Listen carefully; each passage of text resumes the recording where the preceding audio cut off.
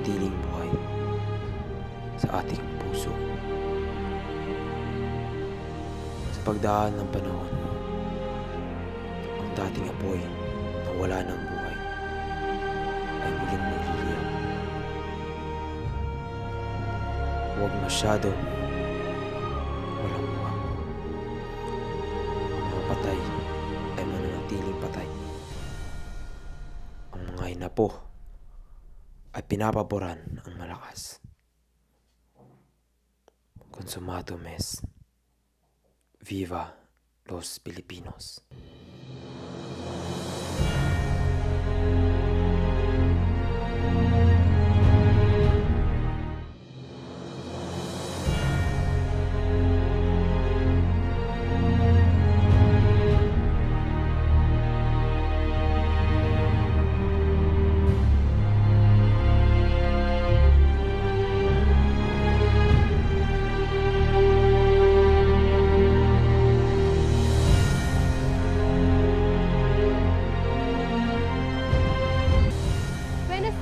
A todos ustedes.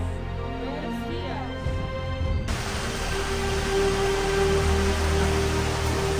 Hoy, Kapitan! Wala na bang kasi bibilis tumabot? Parang isang dekada na tayo naglalayag sa sobrang bagal. Pakibilisan nga pagpapatakbo ninyo. Ang kupad! Pag bumilis pa yung maglalagos tayo sa palayaw yun, linap. Ay nako! Mangyari ay wala nang matinong lawa sa lupain ito.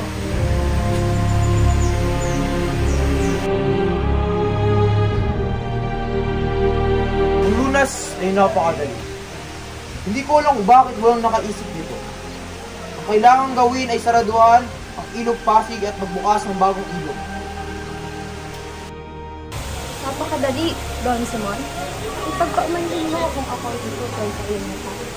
Malaking salapi ang pinaglanganin natin at saan tayo makakuha ng salapi upang babayad sa mga manggagawa. Hindi naman natin kailangan magbayad ng mga manggagawa. Ang kailangan lang natin, pwede nating pagdabuhin ng mga bilanggo at kung kukulangin, ay pwede naman ang mga mamamayan. Ngunit himagsikan lamang kung idudulot ng iyong mata. Himagsikan?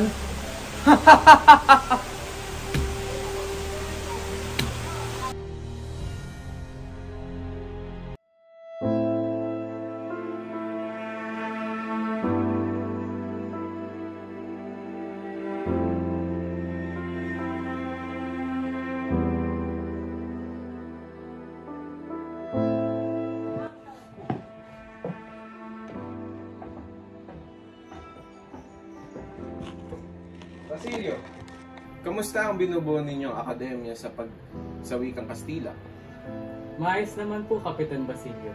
Nakahanda na po ang mga guro at paaralan na gagamitin. Ngunit mukhang hindi ito matutuloy.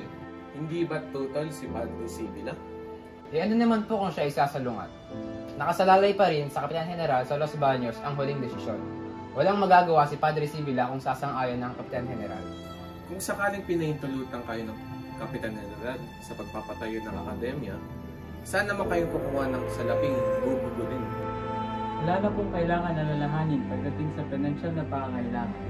Ang mga kagamitan na ito ay handog na ng mayaman na si Maharani at isa sa kanyang bahay. Mabuti kung gano'n. Naway, magtagumpay kayo sa inyong lugar.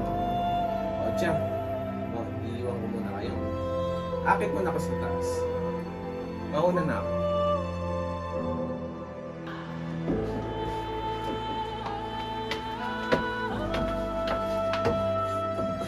May iba nga ako? Ano nga pala ang sabi ng iyong tiyo tungkol kay Paulita? Teka, kaibigan.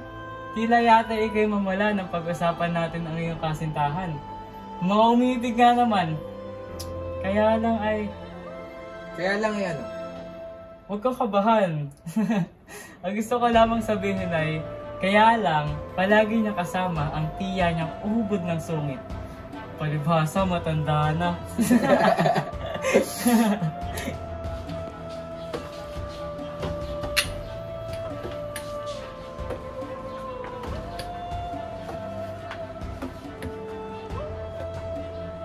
Magandang araw sa inyo. Pwede ba ako sumali sa inyong usapan? Tila'y kayo nagkakatuwaan. Sir, Ayos lang, Ginoo. Igagagalak pa namin. Bueno, saluhan niyo na lamang ako sa pag-inom ng serbesa. Salamat, Ginoo. Ngunit hindi kami umiinom ng alak. Hindi umiinom. Ika nga ni Padre Camora, masama raw ang puro ng tubig ang iniinom. Kung tubig lang ang iniinom ni Padre Camora, siguro'y wala silang maririnig na chismis. Di tulad ng alkohol, ang matabang na tubig ay nakamamatay ng apoy. At kapag tubig ay nagalit, iyon ay handang magwasak at pumatay. Paumanhin na po, Ginoo. Mauna na po kami. Kami hinihintay ng tiyo ng aking kasama. Pangarap, Basilio. Pawang mga pangarap. Pangarap, Basilio. Pawang mga pangarap. Napakatapang mo sumagot kay Don Simon. Kapang hihilakbot. Halos kinatatakutan ko. Siya ang tinatawag nilang kayo maging kardinal. Kardinal? Kamahal-mahalang siya mong ibig. Siya ang sangguniang Kapitan General.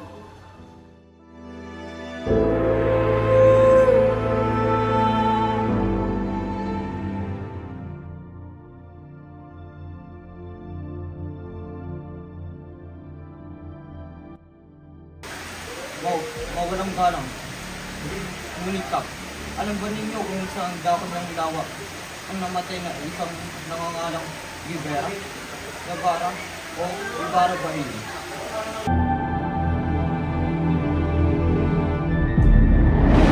Ibarra, si Santo Ibarra iyon, Ginong Belsay? Siya nga pala, Kapitan. Pinayawan kayang baka sa tubig? Hindi sa kanya. Doon. Tumingin kayo sa malayo.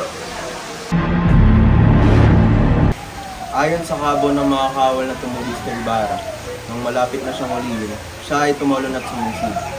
Ngayon, hustong 13 taon nang nakakalipas, simula ay iyon ang nangyari. Kung gayon, ang kanyang bangkay ay... Isama sa bangkay ng kanyang ama. Hindi ba't isa rin siyang filibustero? Yun ang pinakamurang paglilibing, di ba? Hindi ba, Padre Camora? Lagi ko ang nasasabi na ang mga filibustero ay hindi maasahang magkaroon ng marangal na liman.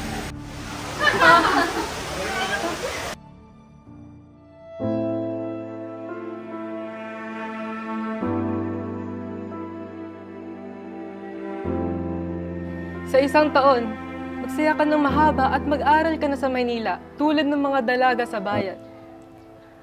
Talaga, Ama?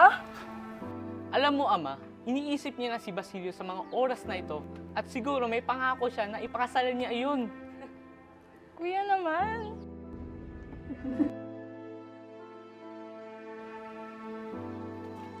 Telesforo, mabuti at nandito ka. Magandang araw, Padre. Ano po ang naparito ninyo? Kailangan mo na magbayad ng buwis. Ang buwis ay 200 piso. 200 piso? Ngunit iyon ay napakalaki naman. Kung hindi ka magbabayad, ibigay sa iba ang tungkulin ng paglililang dito. Tama. Kung hindi ka magbabayad, ang lupain ay ipalilinan ko na lamang sa aking isang bahay. Ako ang naghirap na magtanim at mag-ani dito. Ibinuhos ko ang dugo at pawis ko upang maitaguhin ko ang pamilya ko. Ngunit hindi sa iyo ang lupang nililinang mo. Ito ay pag-aari ng korporasyon. Pag-aari? May kasulatan ba kayo? Na sa inyo nga ang lupang ito? Meron! At nasaan naman iyon? Bakit kailangan nyo makita? Hindi ako magbabayad ni kalahating buwis. Hanggat wala akong nakikita patibayan na sa inyo nga ang lupang ito. Handa akong makipag-usap ng maayos. May laban lamang ang karapatan namin! Kaya barbaridad! Kunin ang anak na lalaki at gawing gwardiya sibil! Bitawan niyo siya! Ama! Huwag ang aking anak! Julie!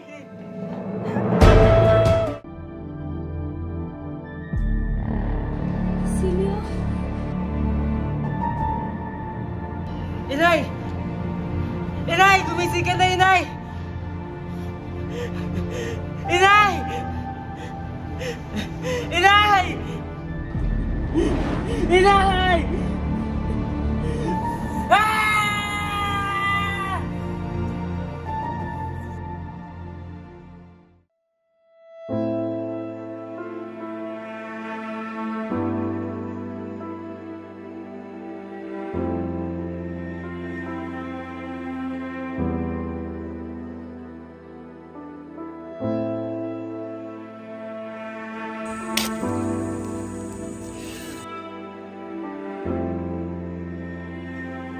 Teka, sino yun?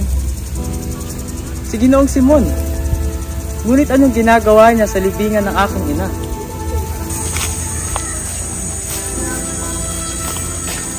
Gusto niyo po ba ng tulong, Ginoo? Anong ginagawa mo sa gubat na ito? Kung iyo pong magugunita, sa mismong pook na ito rin tayo nagtagpo. 13 taon na ang nakaraan. Sa tingin mo'y sino ako? Isang taong ipinapalagay kong napakadakila. Isang taong akala ng lahat na patay na. Crisostomo Ibarra. Alam mong maaari kitang patayin at ibintang ito sa mga tulisan. Pero hindi ko kaya iyong gawin. Hindi ko akalain na lubusan ng kumalat ang lason sa lipunan.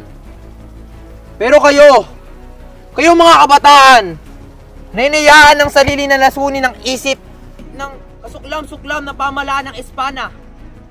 Naku, Senyor Simon, kayo po'y nagkakamali.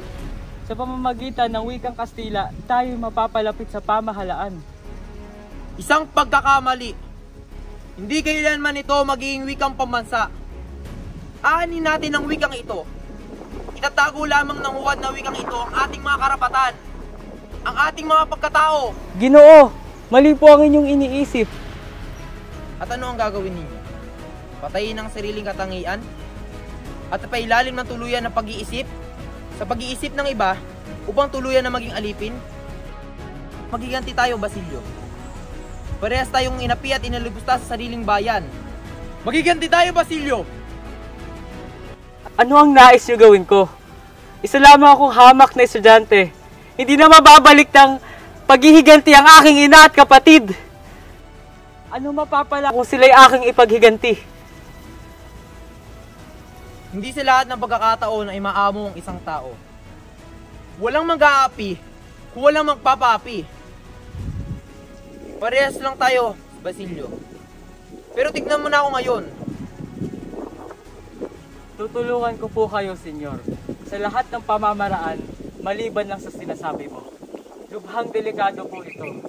Gusto ko lamang mabuhay ng tahimik at payapa. Sa una mo lang masasabi yan, Basilio.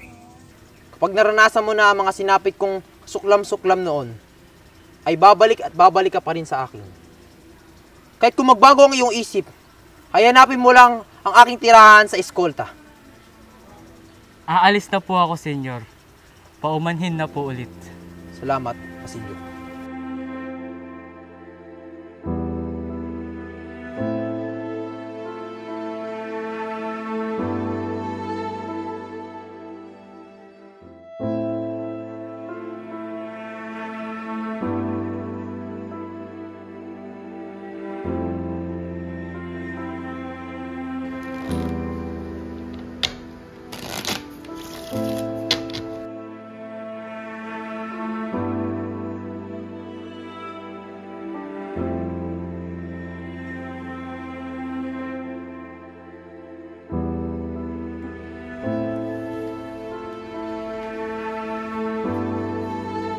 Simon, hindi ka sumali sa amin.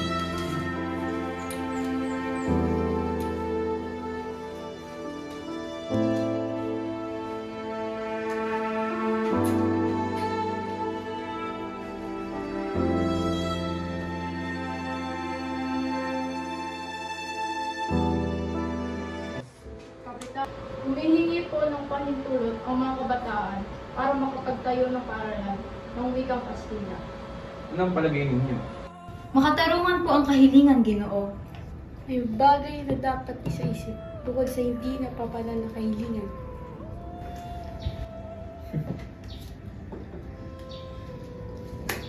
May pakiramdam akong masama ang layunin ng mga kabataan. Iya't isang tahimik na pag-asa, isang paghimaksik ang sandatay pati. Ang kahilingan ng ilang binata na si Isagani, na pamangkin ni Padre Florentino at si Macareg. Isang binata na paagana ng ugali at nakalukod. Ayan sinasabi ko sa inyo eh. Mayaman at tinaluluhog ng kondensya sa iyong tingnan. Gayon pala, itala ang pangalan niya. Ngunit General, wala pa pong sumbong laban sa mga batang iyan. Ang kanilang kahilingan ay makatarungan. Dapat lang sila pahintulutan. Walang karapatang matuto ng wikang Kastila ang mga Indio. Kapag natutunan nila ang ating wika, mangangatwiran na sila at magiging kalaban ng Diyos at ng pamahalaan. Nararapat na tayo ang unang magalak sa tagumpay ng mga nag-aaral. Ang bayan ay mangbang at mahina pa ngayon, ngunit bukas ay iba na. Ang kanyang paglakas ay hindi mapipigil sapagkat minamahal nila ang katuwiran. Bakit hindi tayo ang magbago samantalang wala pa silang muwang? Ang kabataan ay tamad, ngunit nagsusumigasig kapag sumasalungat.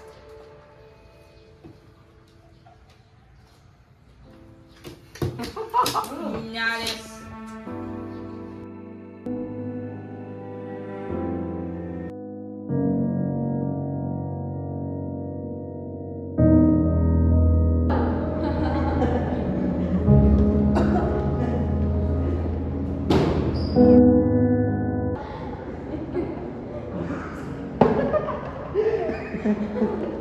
Ano ba?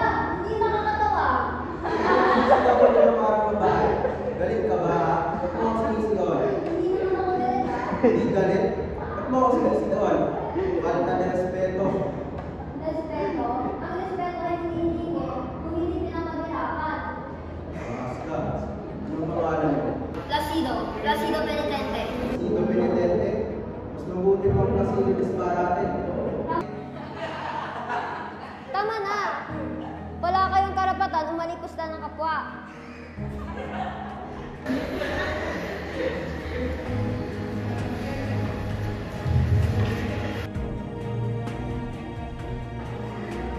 Bakla yata eh.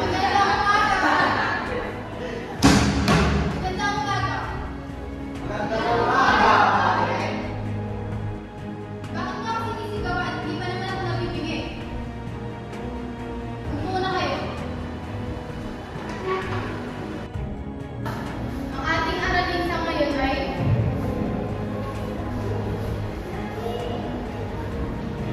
Hoy, antukin! Ano po ang mga sinasabi niyo? Toto, bakit sa akin mo nilalagay yan? Padre, hinahanap ko ba yung ni Padre Fernandez? Saan? Yun po.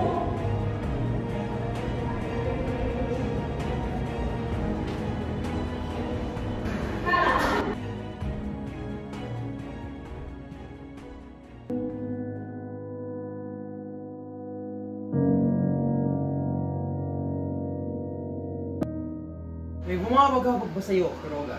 Ang mga brilyante ginunta ko sa'yo, hanggang ngayon hindi pa rin nababayaran. Anong ibig mong sabihin?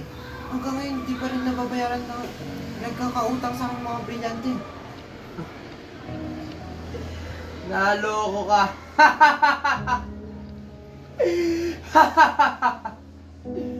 Yung pagkakautang mo sa akin na 7,000. Sige, gagawin ko na lamang itong 7,000. Talaga ho? Oo. Pero sa isang kondisyon. Ay, ano po yun? Itatago ko lamang ang ilang mga baril sa inyong tindahan upang may pasok ko ito sa adwana. Ay, ano? Mga baril? Subalit doon, subalit. Ako po ay natatakot, baka ako ay mahuli. Isa pa, ako po ay takot sa mga baril. Takot sa mga baril? Huwag kang mag-alala. Ako ang bahala sa iyo. Sige po, doon, subalit. Oh, tapa, tayo.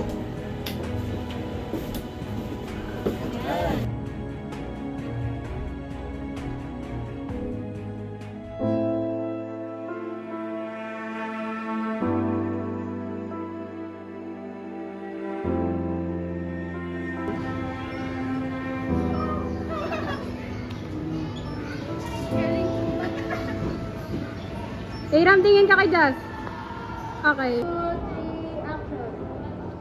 Napakagandang dalaga. Iba nito? Sayang. Papasain din yan, Padre Gamora. Huwag kang mag-alala.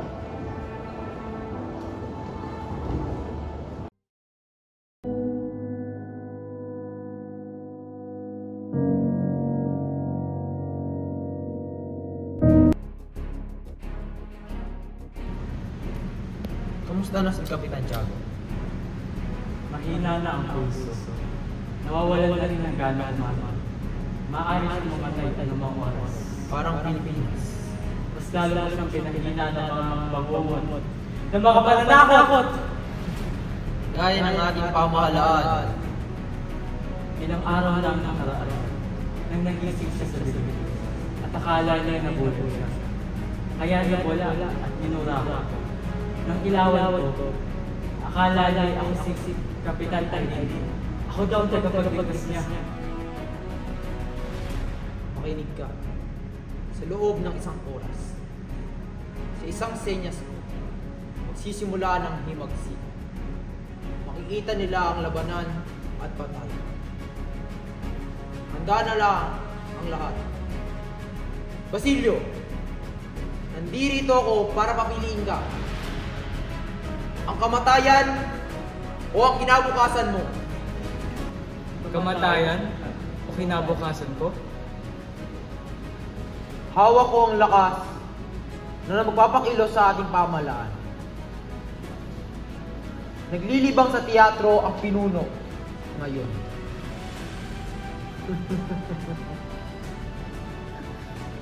Huling alok na ito. Sama ka ba sa amin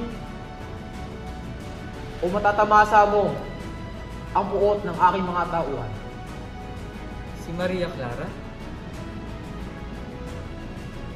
Oo. Oo. Iligtas mo siya para sa akin. Sinikap kong mabuhay at bumalik sa ating bayan para lamang iligtas siya. Ginoo, ngunit si Maria Clara po ay... Sa wakas, dumating na ang panahon. Kaya ikaw ay magpasya. Kung aanib ka sa amin, ay pamumunuan mo ang isang hukbo at lulusubin ang Santa Clara. Ikaw ang liligtas kay... Ginoo! Si Maria Clara po ay patay na. Nang 6:00 pa ng hapon, huli na po kayo, Ginoo.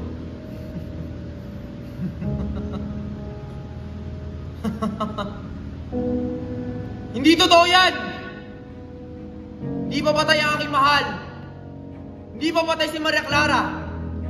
Nais nyo lang akong linangin para makiiwas sa himagsikan. Kailangan nating iligtas siya.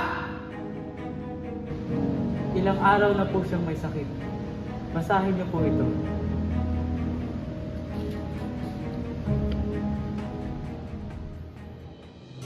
Ako ay may masamang balita. Si Maria Clara ay nagkaroon ng malubhang sakit at mabilis na pumanaw. Nangyaring ipaalam kay Kapitan Tiago ang malungkot na balita tungkol sa kanyang anak. Naway matagpuan niya ang lakas ng loob sa oras na ito ng kalungkutan.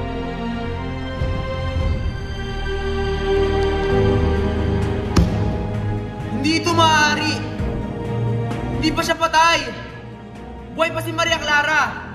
Ililigtas ko siya ngayon. Ginoo, uminahon kayo. Wala na tayong magagawa kung hindi tanggapin ang nangyari.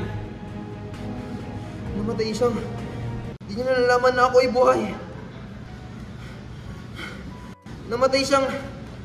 Hindi niya nalalaman na ako ay bumalik.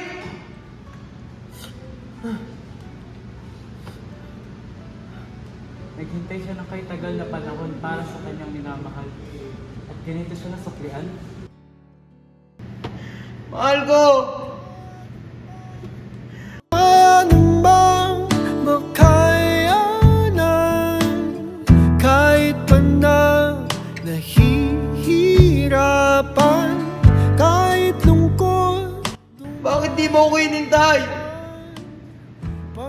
Buhay ako, mahal ko! Luha parang naipan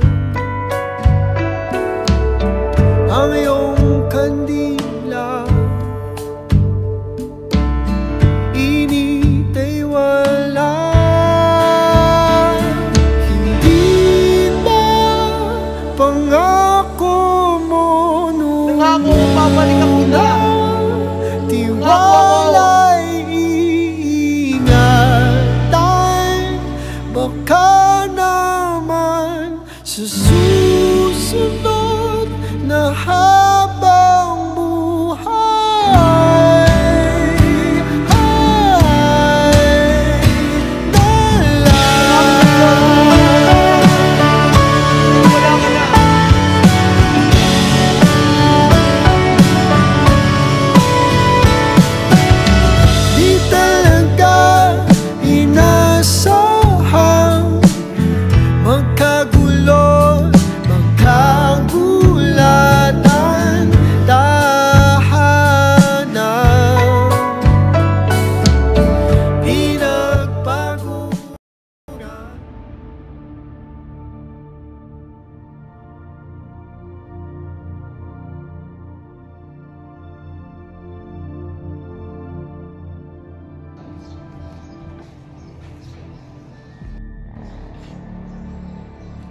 clases están suspendidas? Ano ito? Pati Deo! Ano nangyayari? Ah, Basilio! Bakasyon naman tayo! Wala nang klase! Woohoo!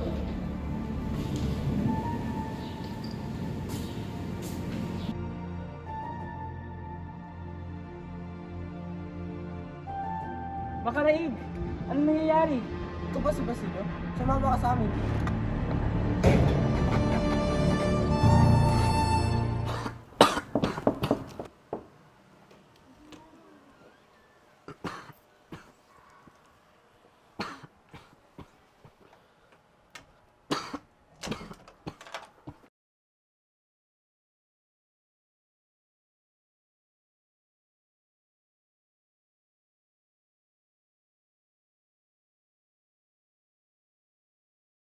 Muntik nang dumanak ang dugo sa langsangan.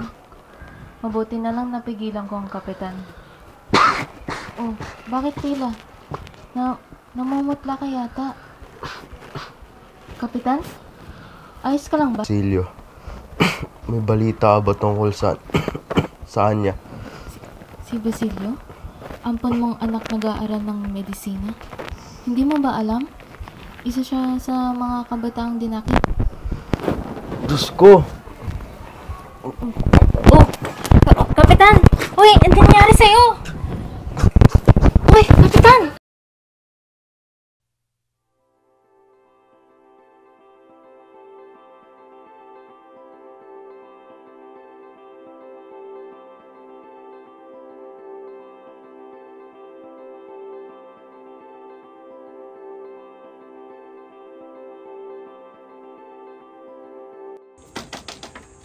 Uli!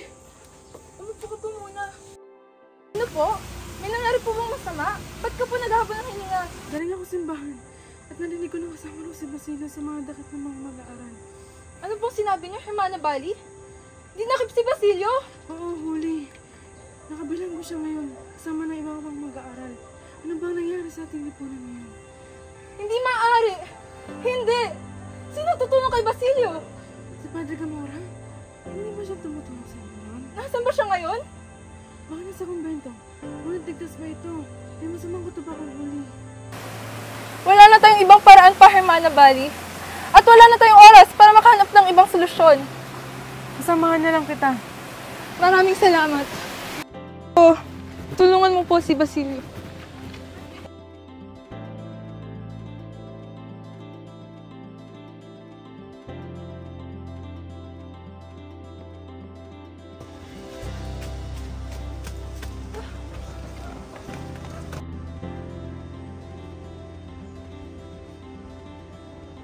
Tulong po!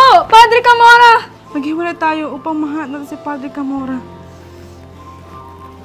Padre Camora! Kailangan ko po tulong niyo, Padre Camora. Tungkol po ito kay Basilio. Tulungan mo po akong may pailabas siya sa kulungan. Parang awa mo na, Padre.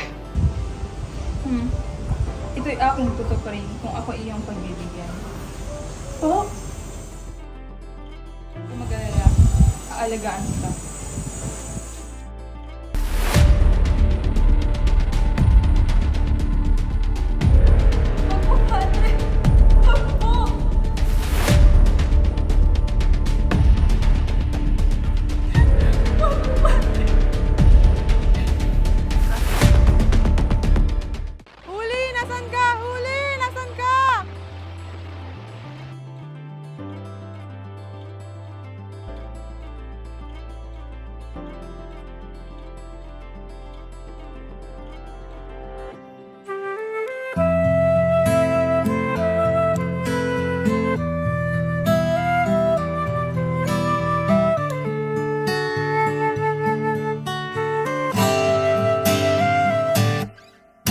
Tungalay kong arana para sa dalagang walang kasing ganda.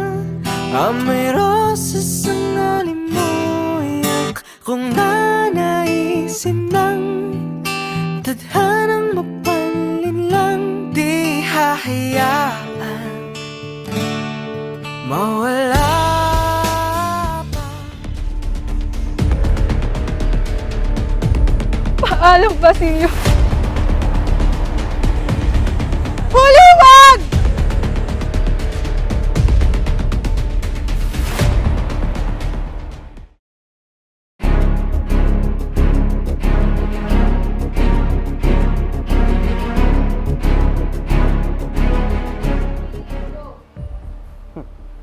Nakalayo na pala mga Indyong yun.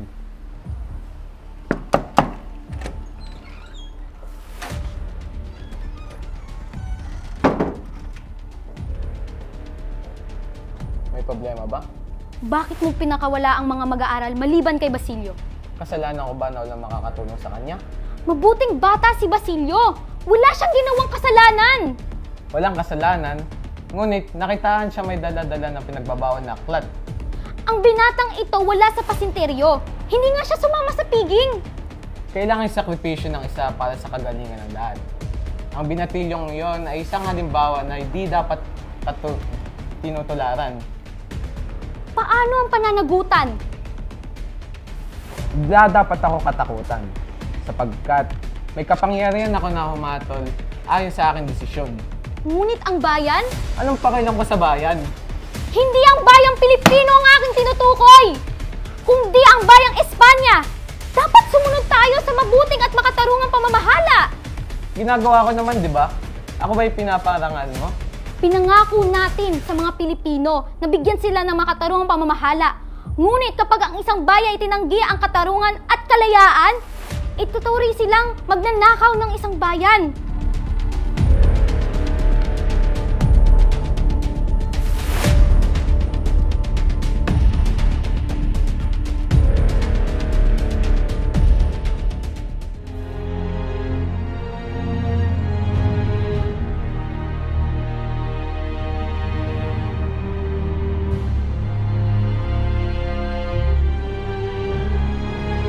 Totoo ba yung kasalan na mangyayari ni na Paulita at Juanito?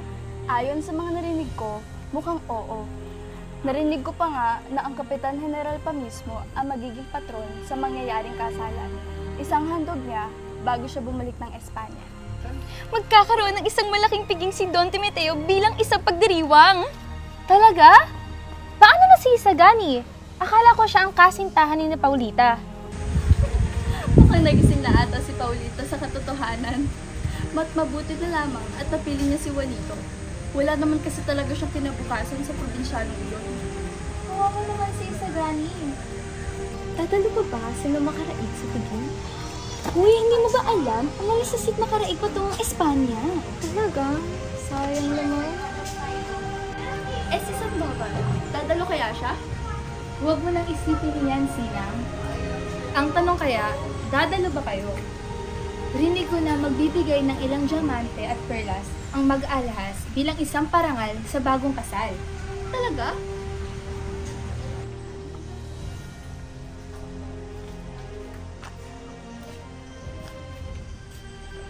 Ginoo, balitaan mo naman kami si Ping. Talaga magdadalo ka ron? Akalay ko aalis ka na rin, kasama ang Kapitan General. Piging? Magkakaroon ng isang malaking piging, si Don Tomateo, para sa kanyang anak na si Juanito, kay Paulita. Talaga? Oo, usapan ng lahat. Nadadalo ka raw doon. At may malaki kang handog para sa bagong kasal. Isang handog? Tama ka. Dadalaw ako. At may malaking handog akong ibibigay. Di lang para sa bagong kasal, hindi para sa lahat ng taong dadalo. Mabuti naman, Ginoo. Mabuti. Masisiyahan ang lahat pag nalaman nila ito.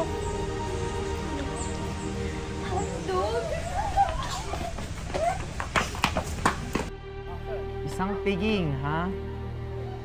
Pwes, kailangan ko itong paghandaan.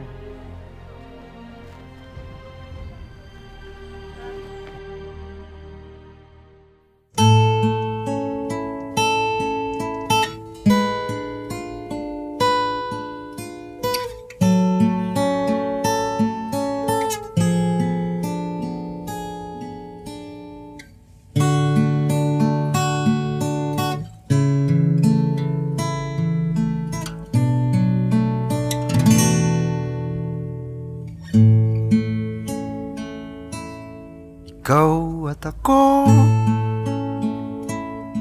pinagtagpo,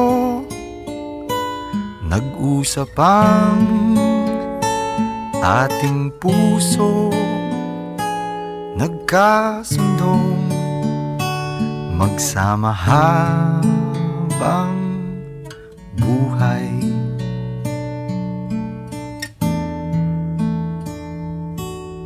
Nagsumpaan sa may kapal, walang iwanan, taginit o tagulan, haharapin bawat unos na magdaan. Sana'y di magmaliw ang pagtingin, kay daling sabihin, kay hirap gawin, sa mundong walang katiyakan. Sabay nating gawin kahapon ng bukas.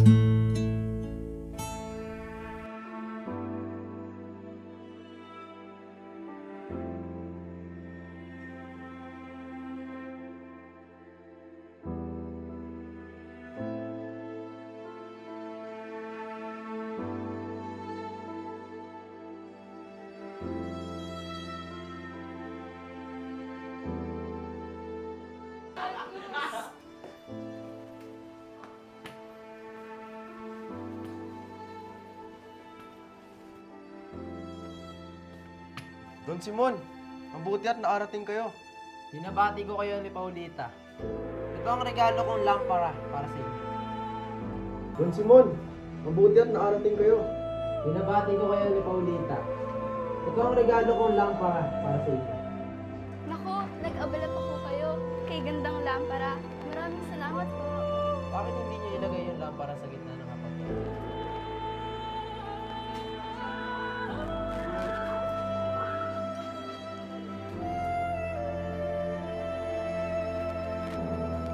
Paulita, nais ko ba sana magtagal ngunit may kailangan mo kasi. Ay, ganun po ba? Sige po, salamat po sa pagtawag na ng aming ina.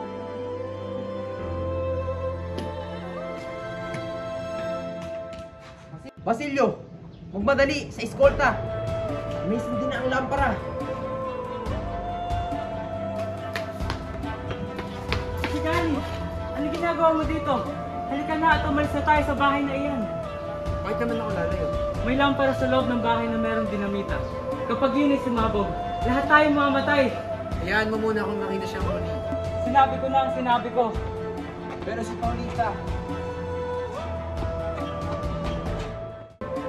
Oh, may papel.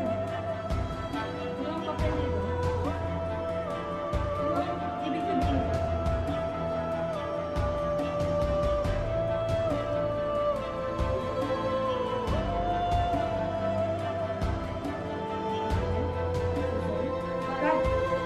Manay, Tesel, Fares Cristomo Ibarra? Si Ibarra? Buhay si Fares Cristomo Ibarra? Si Ibarra? Buhay si Cristomo Ibarra? Sino 1, 2, 3, action. Buhay si Cristomo Ibarra? Sino si Crisostomo Ibarra? Isang pilibusterong matagal ng patay. Ito'y masamang biro. Hindi kaya minumulto na tayo?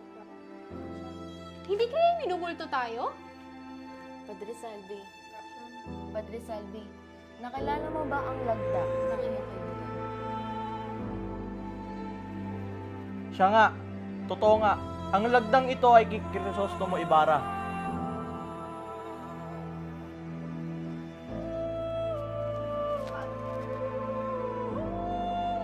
Hindi kaya ay ibig sabihin niyan ay papatayin tayong lahat ngayong gabi?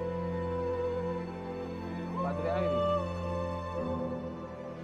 Padre Irene, namamatay na ang ilaw ng lampara. Itaas ang mitya.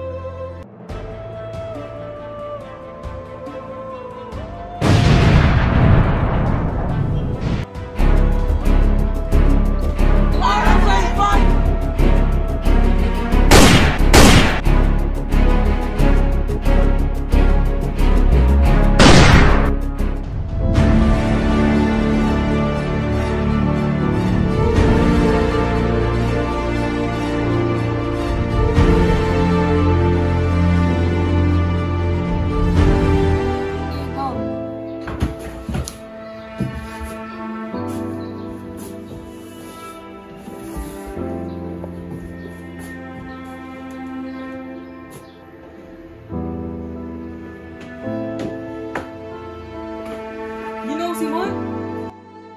Masama ba ang iyong pakiramdam? Wala ito, Padre.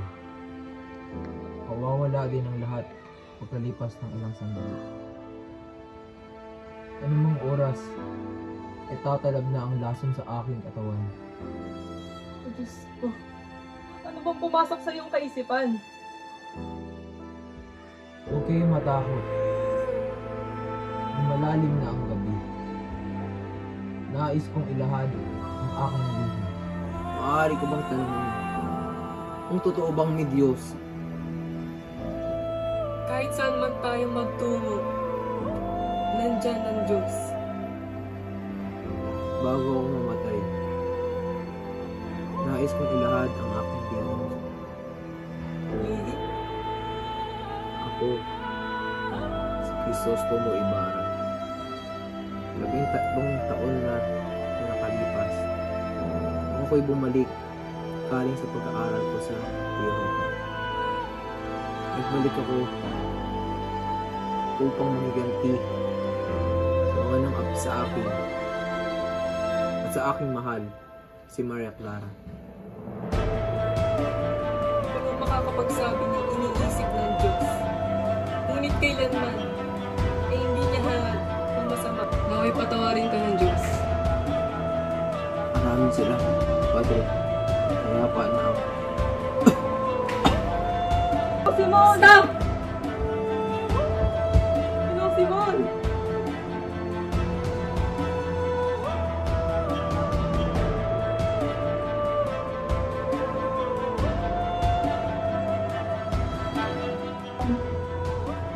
Hanggang kasama mo na ang iyong mga mahal sa buhay na namayapa na sa paraiso, kung saan hindi ka na magiging. Mailibing ka nawa sa kailaliman ng dagat. Pansamantala, diyan ka muna. Hindi nakababaluktot ng katwiran, hindi nakakaudyok ng kasakiman.